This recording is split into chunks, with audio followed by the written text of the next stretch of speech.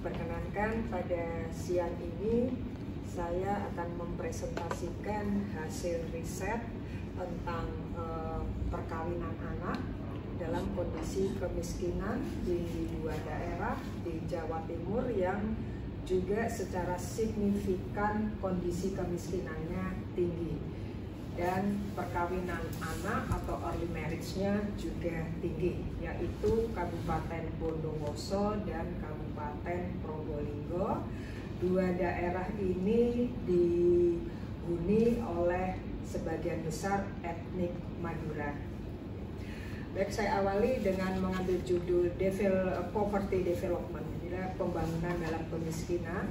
Ini mempunyai siklus efek yang menyebabkan dan mempengaruhi terjadinya lonjakan angka pernikahan dini yang juga dipengaruhi oleh norma gender sekaligus oleh ideologi atau tatanan budaya yang bernama patriarki. Selanjutnya, ini skemanya Pasuruan, Probolinggo di sini, ini berdekatan, dan sebenarnya ini nyambung jadi satu kalau kita ingin melihat child marriage dan lonjakan kemiskinan di Lumajang, Situbondo, dan Jember. Ini adalah daerah yang dihuni oleh etnik Madura, tapi dalam kesempatan ini saya hanya mengkaji sebagian saja dari pengaruh etnik. Etnik Madura adalah etnik yang dalam penelitian ini tidak tunduk pada kebijakan yang dibuat oleh negara terkait dengan perkawinan. Ya.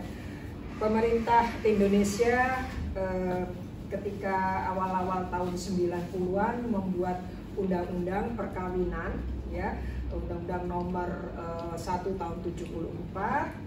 Ini sebenarnya dalam rangka untuk mengendalikan jumlah penduduk yang disandingkan dengan pembuatan kebijakan keluarga berencana. Dan pada masa itu keluarga berencana berhasil, tapi pada tahun 2000-an awal itu ada masalah baru, lalu pemerintah mulai menggagas mengubah Undang-Undang Nomor 1 Tahun 74 tentang perkawinan menjadi Undang-Undang Nomor 16 Tahun 2019. Angka usia perkawinan itu dinaikkan dari usia 16 tahun, untuk perempuan dinaikkan menjadi 19 tahun, sementara untuk laki-laki dari 19 tahun ke 21 tahun. Ada hitungan secara psikologis dan secara kesehatan kenapa ada perbedaan 3 usia, ya, perempuan dari 16 ke 19 naik 3, yang laki-laki awalnya 19 naik ke 21. Itu dikaji oleh orang-orang psikososial dan orang-orang kesehatan. Ini terkait dengan fungsi reproduksinya, seperti itu. Baik, penelitian ini menjadi menarik karena mereka tentang pernikahan anak, child marriage, itu memang terkait dengan hasil-hasil kajian sebelumnya yang direkomendasikan oleh UN, oleh NGO luar seperti UNICEF, Kompak, WHO, gitu ya, Save the Children, dan Plan Internasional itu mencoba mengingatkan pemerintah Indonesia untuk menghalangi, untuk mencegah perkawinan anak. Artinya apa? Karena perkawinan anak, pendidikan dan kesehatan menjadi masalah besar terkait dengan SDGs, khususnya point 5.0, ya, 5.3, ya, jadi poin 5.3 yang mengatakan bahwa pada tahun 2030 pemerintah Indonesia harus bisa membuat 0, ya, 0 kematian, 0 perkawinan dini, dan lain-lain, ya. Ini dalam pertemuan kami, jadi kami di sini karena ini riset tim yang saya coba mewakili. Ini temuan dari kami, ya, betapa banyak sekali alasan yang memang perlu dieksplorasi lagi terkait dengan implementasi dan politik kebijakan dari pemerintah Indonesia dalam rangka mengurangi angka kematian anak gitu. Yang kedua, mengurangi dampak buruk dari kemiskinan, karena jika kemiskinan itu tidak diatasi maka semakin besar kemiskinan ini akan menggurita dan itu akan membunuh masa depan anak. Oleh karena itu, pemerintah Indonesia, terutama daerah-daerah otonom di semua daerah di Indonesia, itu diintervensi oleh pemerintah pusat melalui Bappenas, melalui BKKBN, melalui Dinas Sosial, dan melalui dari Kementerian Pemberdayaan Perempuan dan Perlindungan Anak yang di daerah bernama Pemberdayaan Perempuan dan Perlindungan Anak plus Keluarga Berencana. Itu memang ditarget oleh pemerintah ya, dari internasional, nasional sampai pemerintah daerah, ditarget untuk meminimalkan angka perkawinan dini. Nah, yang menarik dari temuan penelitian saya adalah perkawinan dini bagi etnik Madura itu dianggap tidak masalah. Tapi bagi orang luar yang meneliti masalah ini, termasuk bagi pemerintah, bagi pemangku kebijakan, itu dianggap masalah. Karena bagi mereka, ketika mereka pada menikah dini pada usia 12 tahun, mereka memang tidak mau hamil.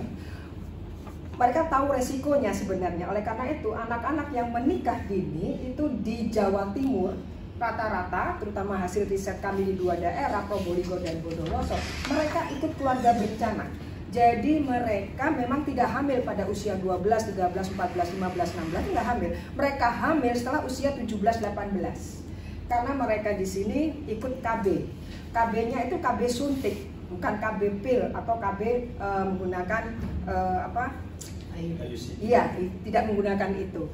Ya, jadi ini mereka aman, dan bagi mereka mereka tidak mau hamil duluan karena mereka sebagian besar itu menjadi buruh pabrik, jadi bekerja.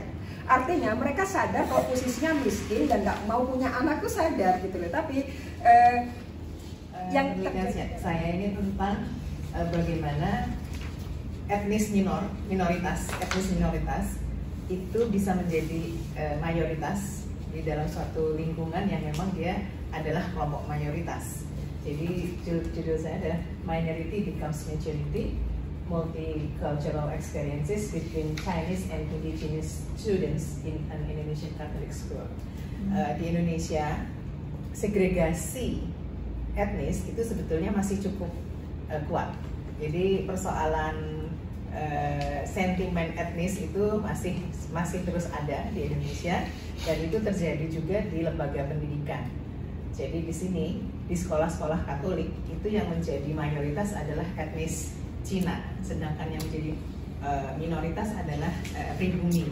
Pribumi itu tidak saja dari suku Jawa, tapi suku-suku yang lain yang ada di Indonesia.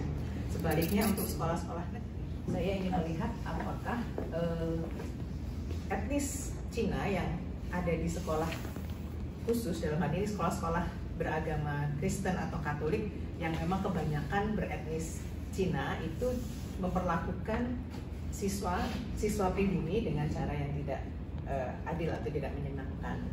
Jadi di sini saya melihat apakah mereka memperlakukan apakah bersifat eksklusif terhadap kelompok yang tidak seetnis gitu ya. Materi kami adalah tentang building disparity in border area to prevent infectious disease among Indonesian migrant workers. Ini penelitian awal kami dengan Pak Irfan yang duduk di belakang sana. Penelitian ini memang diawali dari ketika kita mengalami pandemi COVID-19 itu, ternyata penularan penyakit itu semakin banyak, terutama varian Delta. 400 kamar, 200 untuk laki-laki dan 200 untuk perempuan. Cuman tidak dibagi untuk penyakit-penyakit menular, tetapi semuanya dikumpulkan sedikit di situ, dan ini rawan terinfeksi